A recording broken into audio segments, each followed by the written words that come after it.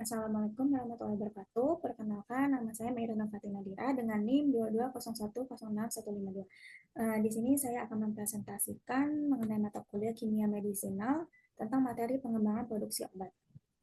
Pada pengembangan produksi obat ini ada number of compounds, di mana ada beberapa stage. Untuk stage yang pertama ini ada basic research. Pada tahap ini dilakukan penelitian dasar untuk memahami target biologis yang terlibat dalam suatu penyakit. Nah, dari stage pertama ini lebih dari 20.000 senyawa potensi yang dievaluasi melalui pengujian in silico. Pengujian ini biasanya dilakukan dengan molecular docking.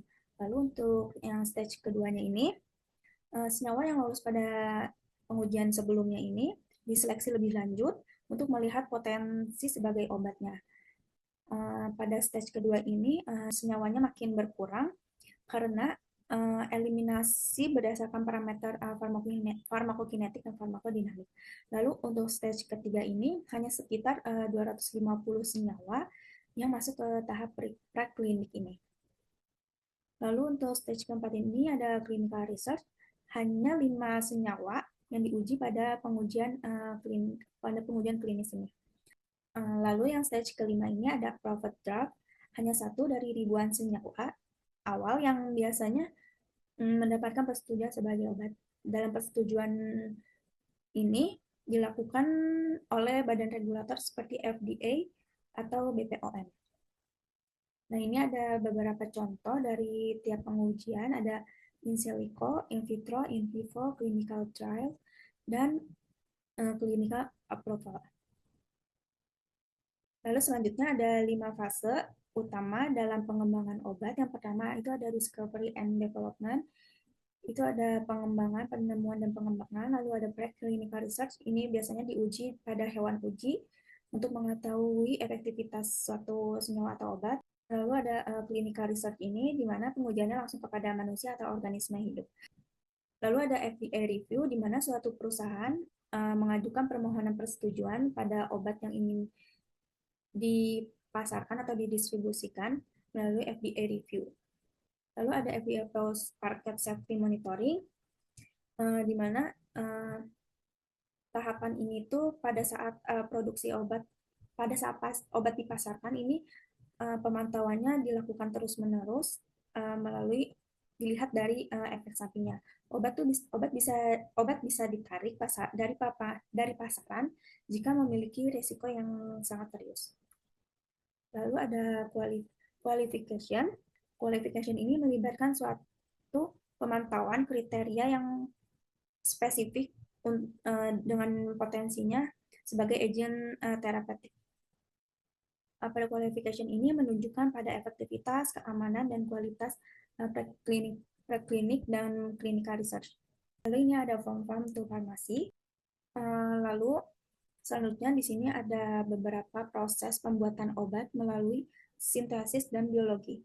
Untuk chemical synthesis ini menggunakan bahan kimia seperti reagen, pelarut, dan katalis. Lalu dilanjutkan dengan pemurnian bahan kimianya, purification. Lalu untuk DS storage-nya ini penyimpanan zat aktifnya menggunakan kontainer. Lalu ada formulation-nya ini menggunakan excipient. Dan yang terakhir ada packaging, ini menggunakan botol, vial, blister, label, karton, dan zipper. Lalu untuk proses biologinya ini menggunakan kultur sel, media, kimia, dan sistem bioreaktor sekali pakai. Lalu ada purification, pemurnian pada bahan kimia, excipient, filters, dan resin. Lalu ada DS storage-nya ini penyimpanan zat aktif menggunakan kontainer. Lalu ada selanjutnya ada formulation-nya ini menggunakan campuran excipient dan produk dari biologisnya. Lalu ada filling ini menggunakan filter, vial, dan syringe. Lalu ada packaging ini menggunakan label, karton, dan zippers. Lalu selanjutnya ada proses produksi obat dari pengembangan ke manufacturing. Untuk proses pengembangan ini berfokus pada efisiensi biayanya, skalabilitas dari suatu produk, dan keberlanjutannya.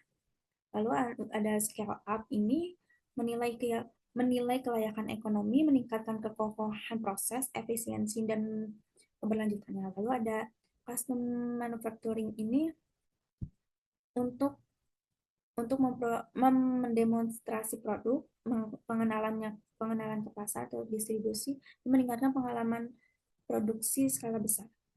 Lalu dalam produksi pengembangan obat ini ada beberapa skala. Yang pertama itu ada skala laboratorium ini. Pada tahap skala ini, proses produksi obat itu dimulai dari penelitian dan pengembangan senyawa baru. Sintesis senyawa itu dilakukan Sintesis senyawa dilakukan dalam jumlah kecil, biasanya dalam satuan miligram hingga gram.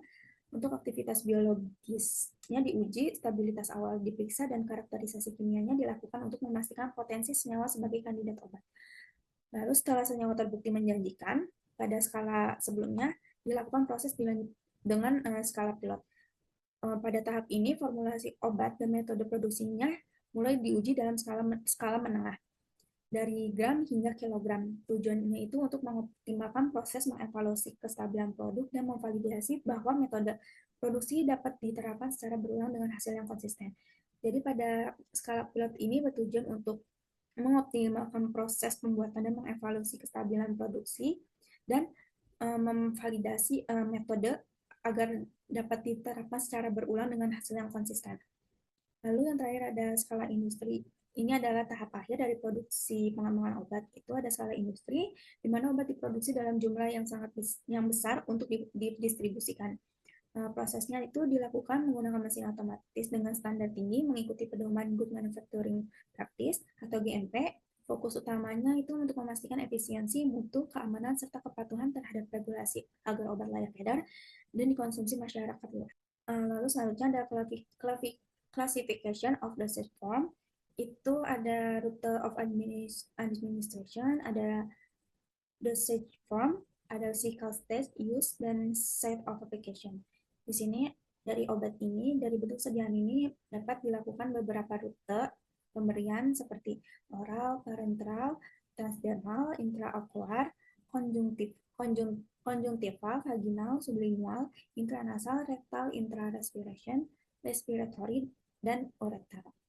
Di sini ada bentuk sediaannya seperti tablet, kapsul, powder, oral solution, dan injeksi. Nah, di sini ada stability of phytomedicine-nya, ada drug interaction, ada chemical instability, infestation by insect, lalu ada decomposition by mold dan fungi atau fungi, variability in composition, chemical interaction with container, dan physical instability atau decomposition, dan environmental factor. Lalu di sini ada in silico ini dilakukan dalam virtual simulasi atau dengan komputer. Lalu ada in vitro ini dilakukan di dalam kaca menggunakan beberapa bahan biologi seperti fungi dan jamur yang lainnya. Lalu untuk in vivo ini dilakukan pada in live, itu artinya dia dilakukan pada organisme yang hidup. Nah, di sini ada contoh dari in vitro dan in vivo-nya. Lalu selanjutnya ada fase 1 sampai fase 4 ini. Pada fase pertama ini fokusnya pada keamanan. Pada fase pertama ini mencangkup pada penyelidikan sekunder tentang kemanjuran atau mekanismenya. Lalu untuk fase kedua ini fokus pada faktor kemanjurannya, tapi keamanannya tetap diprioritaskan. Lalu untuk fase ketiganya ini fokusnya untuk berfokus untuk menghasilkan data yang cukup untuk mendapatkan persetujuan peraturan terapi yang baru. Lalu yang fase keempat ini berfokus pada untuk bisa dapat memahami keamanan dalam populasi yang lebih luas lagi. Sekian presentasi dari saya. Assalamualaikum warahmatullahi wabarakatuh.